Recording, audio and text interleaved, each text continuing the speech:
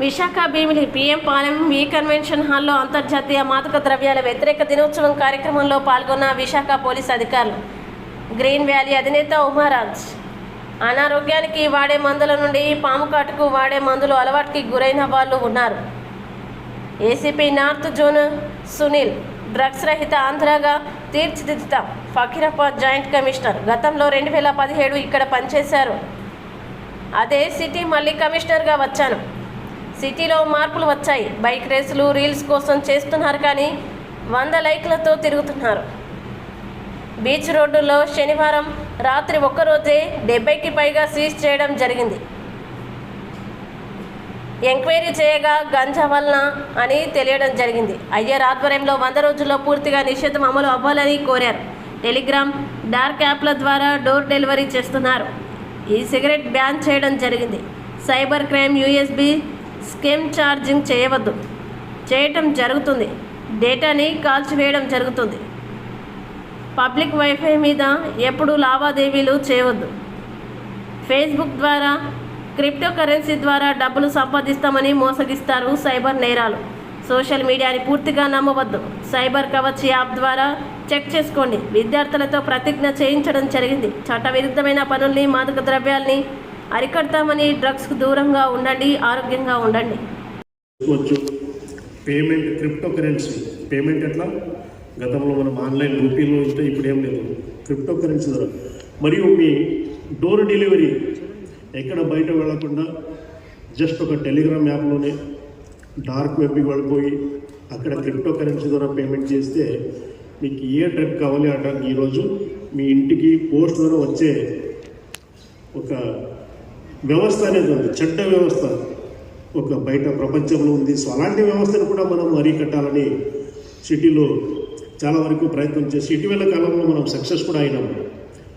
ఒక last 2 months back అహితకర సంఘటనలు ఈ సిటీలో నమోదైన తర్వాత so we have been keeping strict vigil over all such activities. ఈ సిగరెట్ అనేది ఇప్పుడు సిటీలో ఎక్కడ కూడా వెతికినా మీకు దొరకదు. కారణం ఏమంటే పెద్ద వాళ్ళ 4 జరిగింది. So we are first successful in controlling this availability of ఈ cigarette in the city of Visakhapatnam. దీని దిశాభాగంగా ఫ్యూచర్లో కూడా మీకు గాంజా కూడా ఎక్కడ దొరకకుండా చేయడానికి మేము పోలీస్ డిపార్ట్మెంట్లో కొంత సన్నద్ధంగా ఉన్నాము. మీ సహకారం చాలా ముఖ్యం. ముఖ్యంగా ప్రొఫెషనల్స్ కాలేజ్ మీద దృష్టి పెట్టినాము. మెడికల్ కాలేజెస్, ఇంజనీరింగ్ కాలేజ్ మా టీం అంతా వస్తుంది మీ కాలేజ్కి. ఎక్కడ వచ్చి నిఘా పెట్టున్నాము. స్టూడెంట్స్కి మేము విజ్ఞప్తి చేసేది ఏమంటే ఫ్యూచర్ చాలా everyone has a very bright future అండి. Not only the gold medalist, meritorious మాత్రమే ఫ్యూచర్ ఉంది. వాళ్ళు మాత్రమే మంచి ఉద్యోగ అవకాశాలు దొరుకుతాయి, మాకేం దొరుకుతాయి, ఆమె ఆర్డినరీ స్టూడెంట్స్ నాది అంత పర్సెంటేజ్ బాగాలేదు అనుకోవద్దు. ఎవరి ఫ్యూచర్ ఎలా ఉంటుందో ఇప్పుడే మీరు డిసైడ్ చేయలేరు. ఫ్యూచర్లో ఒక ఆర్డినరీ 35% మార్క్స్ తీసుకుని పాస్ అయిన విద్యార్థి కూడా ఫ్యూచర్లో ఒక పెద్ద బిజినెస్ మెన్ అయ్యి తర్వాత సివిల్ సర్వీస్లో కూడా just for students 12th fail అయిన స్టూడెంట్స్ కూడా ఈ మధ్య కాలంలో సివిల్ సర్వీస్ క్లియర్ చేసిన ఉదాహరణ. 12th ఫెయిల్ మూవీ చూస్తున్నారు అందరూ. Have you seen the movie 12th fail? చూడండి, వెరీ మంచిగా ఒక ఇన్స్పిరేషనల్ మూవీ. ఆ మూవీలో ఉన్న హీరో ఒక ఐపీఎస్ ఆఫీసరు 12th ఫెయిల్ అవుతాడు. ఆయన 12th ఫెయిల్ అయిన తర్వాత ఒక యూపీఎస్సీ ఎగ్జామ్ని క్లియర్ చేయడం అంతా ఈజీ కాదు. సో ఇలాంటి చాలా ఇన్స్పిరేషనల్ యాక్చువల్లీ ఈ సమయంలోనే మీరు మా వల్ల ఏమి అయ్యేది కాదు అని చేయడం రెస్టారెంట్కి వెళ్ళిపోతే మీరు ఈ మధ్యలో ఈరోజు మార్నింగ్ మన కమిషనర్ ఒక చైనా స్టోరీ చెప్పినారు. మళ్ళీ నేను రిపీట్ చేస్తాను. స్టడీ చేసిన స్టూడెంట్ కాదు, చైనా టాపర్ అంటే చైతన్య నారాయణ 2 కాలేజ్ కలిపితే ఆ 2 కాలేజీలో ఉన్న స్టూడెంట్స్లోనే ఆయన టాపర్ అంట, చైనా టాపర్. సో అలాంటి ఒక స్టూడెంట్స్ పేరెంట్స్తో ఇటీవల కాలంలో ఒక సీనియర్ పోలీస్ ఆఫీసర్స్ని కలవడానికి వచ్చినారు. అంటే పేరెంట్స్ ఆ స్టూడెంట్స్ని తీసుకువచ్చినారు. ఇక్కడ సమస్య చూడండి, student is a very brilliant student, China topper. ఆయన డ్రగ్ అడిక్ట్ అయిపోయింది. ఎంత బాధాకరమైన విషయం చూడండి. నీట్లో ఫస్ట్ ర్యాంక్ వచ్చే కెపాసిటీ ఉన్న ఒక స్టూడెంట్ ఐఐటీలో కంప్యూటర్ సైన్స్ ముంబై కొట్టే ఒక సామర్థ్యం కలిగి ఉన్న ఒక స్టూడెంట్ డ్రగ్స్కి అడిక్ట్ అయిపోయాడు. అంటే ఆయన physical is not able to walk properly, hands are shaking. Complete అయిన నర్వస్ సిస్టమ్ మీదనే ఎఫెక్ట్ అయిపోయింది. ఎందుకు ఇలా అవుతున్నారు students? Topper very brilliant, because ఆయన ఫ్రెండ్ సర్కిల్ అందరూ ఇది మీరు డ్రగ్స్ తీసుకొడితేనే మీకు నిద్ర రాదు, నిద్ర లేకుండా చదివితేనే మీరు టాపర్ అవుతారు. So pressure, exam pressure, degree complete అయిన తర్వాత జాబ్ దొరకలేదని దాని ప్రెజర్. సో ఎప్పుడు మీరు మానసిక ప్రెజర్కి బలి అయిపోయి ఇలాంటి ఒక చేడు వ్యసనానికి వెళ్ళిపోతారో, once simply get into the system, it's very difficult to come out of that. So అలాంటి కోర్స్ కూడా మనము డీ అడిక్షన్ సెంటర్స్ కూడా ఇక్కడ ఓపెన్ చేయడం జరిగింది. My sincere request to all of you my dear friends, don't go towards that side, come towards our side. మంచిగా చదవండి, civil service exam అలాంటి ఎగ్జామ్స్ని అటెండ్ అవ్వండి. Future very bright. UNODC ఇవన్నీ మాట్లాడిన ముందు first I mean giving my introduction. నా పేరు ఉమా రాజ్. నేను రాజ్ ఉందని చెప్పేసి పంజాబీ కాదు, ప్యూర్ తెలుగు. అట్లానే చాలా సంవత్సరాలు, నాకు 17 సంవత్సరాలు వచ్చినప్పటి నుంచి కూడా నేను కల్కట్టా, బాంబే, గుజరాత్, అట్లానే మళ్ళీ కల్కట్టా అంటే వైజాగ్ రావడం జరిగింది. అట్లాంటప్పుడు నాకు వైజాగ్ ఒకసారి యాక్చువల్లీ నేను ఒక అమ్మాయి తను లవ్ ఫెయిల్యూర్ అయ్యి కొన్ని మెడిసిన్స్కి అలవాటు పడిపోయి ఆ తర్వాత డిప్రెషన్లోకి వెళ్ళిపోయి దాని మూలంగా తను పిచ్చి అమ్మాయి అని ఒక ముద్ర పడేయించుకొని ఆ తర్వాత కొన్ని బ్లాక్ మ్యాజిక్ ట్రీట్మెంట్ అయ్యేటప్పుడు అమ్మాయి పారిపోయి కల్కట్టా చిరుసూరా అనే ఒక విధంగా ఉన్నప్పుడు, అనుమానాస్పదంగా ఉన్నప్పుడు పోలీస్ ద్వారా అమ్మాయి mentally ill and at the same time అనుమానాస్పద స్థితిలో ఉన్నందున ఆ అమ్మాయిని కోర్టు ద్వారా మెంటల్ హాస్పిటల్లో అడ్మిట్ చేయడం జరిగింది. అయితే ఆ అమ్మాయి ట్రీట్మెంట్ అయింది కానీ ఇంట్లో నుంచి ఎవరు రాలేదు. ఎందుకంటే ఆ అమ్మాయి నిస్సహాయ స్థితిలో ఉన్నప్పుడు మనం రక్షించడం జరిగింది. ఆ విషయానికి మన ఆంధ్ర పోలీస్ నుంచి నాకు 2004 జనవరి 26 రిపబ్లిక్ డే ఫంక్షన్లో అవుట్ స్టాండింగ్ ఆంధ్ర పోలీస్ ఆహ్వానం మీద నేను వచ్చాను. అదే టైంలో వైజాగ్ చూడడం జరిగింది. వైజాగ్ ఎంత అందమైన ప్లేస్. మన తొట్టెలకొండ పైన ఉన్నప్పుడు నా మనసులో వచ్చింది, నేను కలెక్టర్లో ఏం చేస్తున్నాను, ఇంత అందమైన ప్లేస్లో మనం ట్రీట్మెంట్, మైండ్స్కి ట్రీట్మెంట్ చేసేటప్పుడు, వాళ్ళ ఫ్యామిలీ మెంబర్స్కి కూడా ట్రీట్మెంట్ చేసేటప్పుడు మనం ఇట్లాంటి ప్లేస్లో ఉంటే అంబియన్సెస్ కూడా మనకి పనికి వస్తుంది, వర్క్ చేస్తుందనే ఉద్దేశంతో ఇక్కడ నేను ఈ రీహాబిలిటేషన్స్ స్టార్ట్ చేయాలని నిర్ణయం తీసుకుని చాలామంది మినిస్టర్స్ని, ఆ తర్వాత ప్రిన్సిపల్ సెక్రటరీస్ని, ఆ తర్వాత మన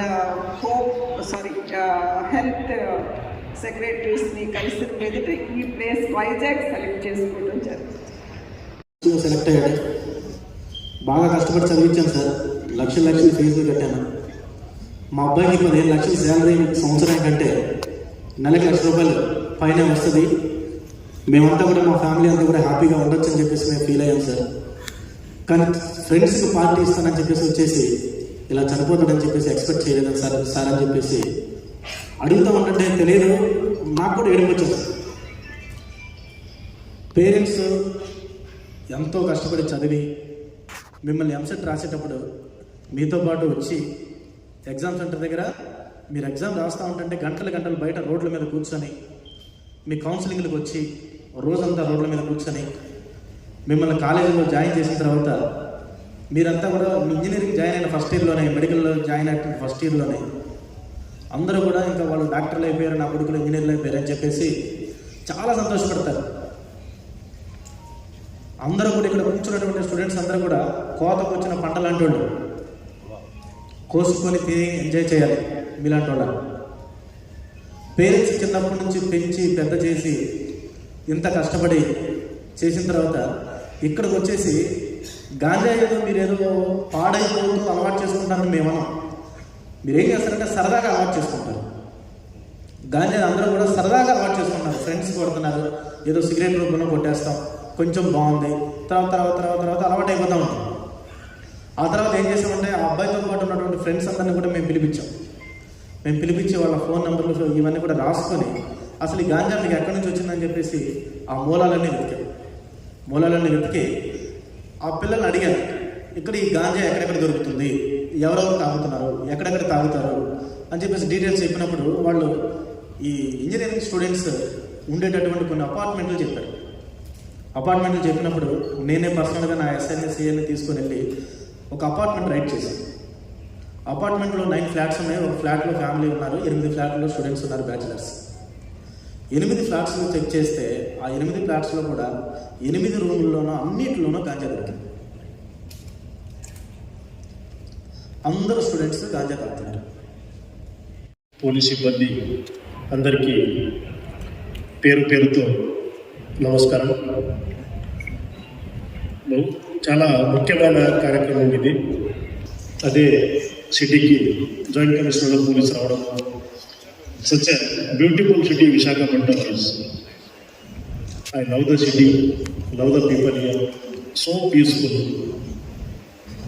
ఎక్కడ కూడా ఒక చిన్న అల్లల్లో జరగకుండా ఇటీవల కాలంలో మేము ప్రశాంతంగా ఎలక్షన్ కూడా చేయగలిగాము. సో దానికి కారణము ఇక్కడ వచ్చిన ప్రజలు, గ్రామ పెద్దలు, వీళ్ళందరి సహకారంతో ఇవన్నీ జరుగుతాయి. కానీ చాలా విషయంలో మార్పులు వచ్చినాయి. ముఖ్యంగా బైక్ రేసింగ్ అనేది నా దృష్టికి వచ్చిందండి. సిటీకి జాయింట్ కమిషనర్ ఆఫ్ పోలీస్ వచ్చిన తర్వాత సాటర్డే సండే వచ్చిందంటే బీచ్ రోడ్లో విచ్చలవిడిగా బైక్ రేసులు. ఓకే, బైక్ రేసింగ్ వల్ల పడిపోతే మీ ప్రాణాలు పోతుంది, అవతల వాళ్ళ ప్రాణాలు కూడా పోతాయి. ఓకే, అని దాన్ని వీడియో తీసి ఇన్స్టాగ్రామ్లో పెట్టి ఆ ఇన్స్టాగ్రామ్లో పెట్టిన రీల్స్కి వేల లైక్స్. ఆ లైక్స్ ఇచ్చిన వాళ్ళు మళ్ళీ 100 బైకులు మేము చూస్తూ సైలెంట్గా ఉంటున్నాం. ఏదో కొంతమంది కుర్రోళ్ళు కలుపుకొని ఏదో బీచ్ రోడ్లో చేస్తున్నారని బైక్ రేస్ అనుకుంటే రాని రోజులు 100 బైకులు 200 బైకులు వచ్చి బీచ్ రోడ్లో రేస్ చేయడం మొదలు పెడితే ఎవరన్నా చూస్తూ ఊరుకుంటారండి. ముఖ్యంగా పోలీసులు మొదలు పెట్టాం చూడండి. గత నెల నుంచి నేనే స్వయంగా సాటర్డే సండే నైట్ మీరంతా వీకెండ్ హ్యాపీగా నిద్రపోతుంటే మేము నైట్ అందరినీ పోలీసులు రోడ్డు మీద పెట్టి రండి ఎలా చూస్తారో బైక్ రేస్ మిమ్మల్ని చూస్తామని రేసుకి బీచ్ రోడ్లు నిలబడితే ఒకే వారంలో 80 to 90 బైక్స్ సీజ్ చేయడం జరిగిందండి. Okay, Saturday night. Imagine the kind of pleasure you are having. ఇది అవసరమా? బైక్ మీ పేరెంట్స్ ఎందుకు ఇచ్చారు మీకు? సరైన సమయానికి కాలేజీకి చేరుకోవాలి, ఏదైనా ఎమర్జెన్సీ ఉంటే హాస్పిటల్కి వెళ్ళడానికి, లేదో ఈ బస్సులో ఒక్కొక్కసారి సీటు దొరకుంటే మా కుర్రోళ్ళు కానీ మా అబ్బాయి కానీ ఆర్టీసీ బస్సులో ప్రయాణం కొంచెం రిస్క్, సీటు దొరకదు, సమయానికి బస్సు రాదు, లేదో ఆటోలు వెళ్ళిపోతే కొంచెం ఇబ్బంది కలిగిన ఉద్దేశంతో పేరెంట్స్ మీకు ఒక బైక్ ఇస్తే అది బీచ్ రోడ్లో రేస్ కోసం మీకు తీసుకొచ్చిందంతా. సో అందరి మీద చాలా బాధపడి చెప్తూనే ఉంటే ఎఫ్ఐఆర్ నమోదు చేయాల్సిన పరిస్థితి వచ్చిందండి. సో దయచేసి అలాంటి పరిస్థితి మీరు తీసుకురాకూడదు.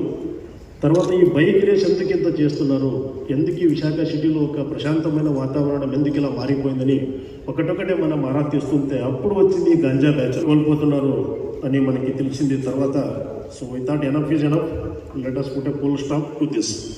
సో దాని భాగంగానే Visakha city police commissioner of police doctor Ravishankar ఐడర్ ఆధ్వర్యంలో హోమ్ మినిస్టర్ పొంగల్పూడి అనిత గారి ఆదేశాల మేరకు ఇప్పుడు 100 days యాక్షన్ ప్లాన్, 100 రోజుల్లో సిటీలో గాంజా అనేది ఖతం అయిపోవాలి, నషాముక్త భారత్ ఈ ఒక ట్యాగ్ లైన్తో మేము కార్యక్రమం మొదలుపెట్టినాము. 100 రోజుల్లో మన ప్రణాళిక ప్రకారంగా పక్కడ్బందీగా మనము చర్యలు చేపట్టి సిటీలో ఇంకా గాంజా దొరకకూడదన్న ఉద్దేశంతో మనము ముందడుగు వేస్తున్నాము. దానికి మీ అందరి సహకారం చాలా ముఖ్యం. అన్నప్పుడు చెప్తున్నారు, మొదటిగా ఫ్రెండ్షిప్లో మొదలవుతుందండి. అది ఏమవుతుందో కొంచెం తీసుకోండి. ఇప్పుడైతే ganja big nuisance for us in terms of drugs. ఇంతకుముందు ఏదైనా ఎక్కడ దూర ప్రాంతానికి వెళ్ళి తీసుకురావాల్సి ఉండేది. ఇప్పుడు ప్lenty ఆఫ్ యాప్స్ వచ్చినాయండి దాంట్లో, ముఖ్యంగా టెలిగ్రామ్లో అండ్ డార్క్ వెబ్లో వెళ్ళిపోయి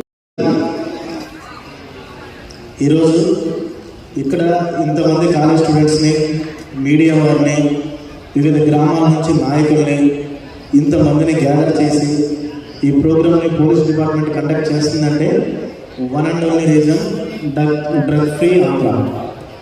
ఇప్పుడు కొత్తగా వచ్చినటువంటి హోమ్ మినిస్టర్ మేడం గారు కూడా ఫస్ట్ మీటింగ్ వైజాగ్ పోలీసులతో మాకు పెట్టినప్పుడు ఆ వైజాగ్ పోలీసులతో మీటింగ్ పెట్టి 100 రోజుల యాక్షన్ ప్లాన్ అనేది ఒకటి, 100 డేస్ యాక్షన్ ప్లాన్ అనేది ఒకటి పెట్టేసి దానికి అనుగుణంగా మనందరూ కూడా ప్రయత్నించి ఈ ఆంధ్రప్రదేశ్ని డ్రగ్స్ రహిత ఆంధ్రప్రదేశ్గా మార్చాలనేటువంటి మన టార్గెట్ మనకు ఇచ్చినందుకు కాను.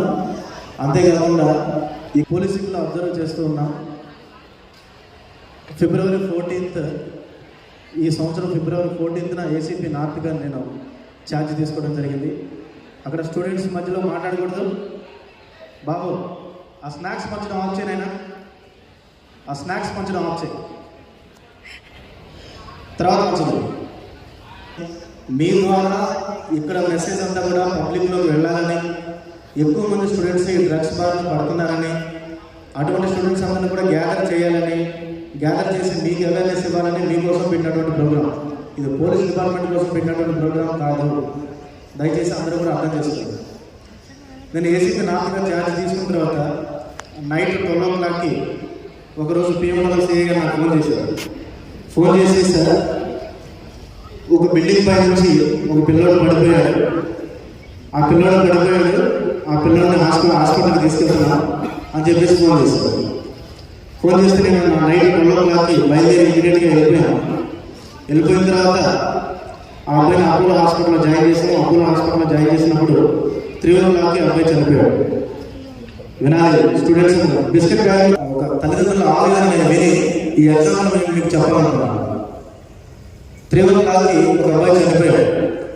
చనిపోయిన తర్వాత ఎందుకు చనిపోయాడు, ఏం జరిగిందని చెప్పేసి అతను పక్కన ఉన్నటువంటి ఫ్రెండ్స్ అందరినీ కూడా ఎంక్వైరీ చేస్తే ఆ ఫ్రెండ్స్ చెప్పింది ఏంటంటే, ఆ అబ్బాయి మన సిటీలోనే ఒక ఇంజనీరింగ్ కాలేజ్ 4th year అయిపోయింది, క్యాంపస్ ప్లేస్మెంట్స్లో per annum 15 lakhs శాలరీకి సెలెక్ట్ అయ్యాడు.